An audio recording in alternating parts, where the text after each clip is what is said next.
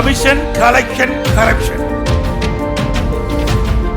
பேருதான் தங்கம், ஆனா செஞ்ச வேலை எல்லாமே பித்தளை. 2021 திமுக ஆட்சியில கடன் சுமை 10 லட்சம் கோடி ரூபாயா அதிகரிச்சதுக்கு காரணமே நிதியமைச்சர் தங்கம் தென்னரசுவோட நிர்வாக திறமையின்மைதான். மாநில கடன் சுமை அதிகரிப்பு. 2021 மே மாதம் திமுக ஆட்சிக்கு வந்தப்ப தமிழ்நாட்டோட மொத்த கடனே 4.5 லட்சம் கோடி தான். கடந்த 5 வருஷத்துல 10 லட்சம் கோடி தமிழ்நாடு கடன் வாங்கி இருக்குன்னு பொருளாதார நிபுணர் ஜெயரஞ்சன் சொல்றாரு. அவர் என்ன சொல்றாருன்னு நீங்களே கேளுங்க.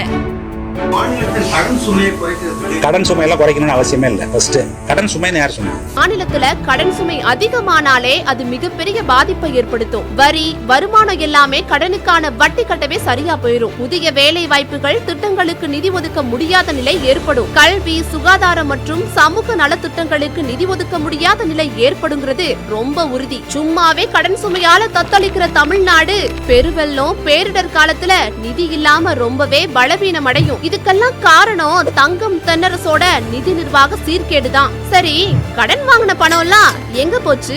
5 லட்சம் கோடி கடனா வாங்கின பணத்துல வெறும் 31% மட்டும்தான் கட்டமைப்பு வசதிகளுக்காக செலவு பண்ணிருக்காங்க. மிச்ச பணம் எல்லாத்தையும் பழைய கடனை அடைக்கிறதுக்கும் வட்டி கட்டுறதுக்கும் அன்றாட செலவுகளுக்கும் பயன்படுத்தி இருக்காங்க. திமுக ஆட்சி அமைத்த உடனேயே நிதியமைச்சராயிருந்த பிடிஆர் பழனிவேல் ராஜன் ஆளும் திமுக அரசு மேல முன்வைத்த புகார்கள் ரொம்ப பெரிய புகைச்சலை ஏற்படுத்துச்சு.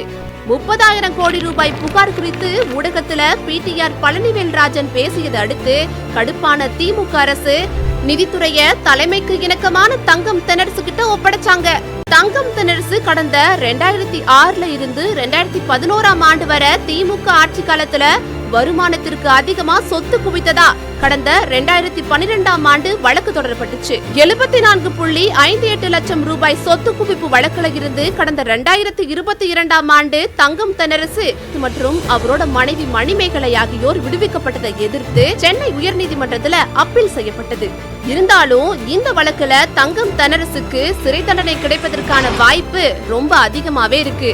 சரி, இப்போ திருச்சுழி தொகுதியில முக்கிய பிரச்சனைகள் என்னன்னு பாத்துடலாமா? திருச்சுழி சட்டசபை தொகுதியில பெரியப்பட்டி, வீரசோழன் போன்ற கிராமங்கள்ல கடுமையான குடிநீர் பற்றாக்குறை நிலவுது. திருச்சுழி நரிக்குடி இடையேயான 20 கிலோமீட்டர் சாலை குண்டும் குழியுமா இருக்கு.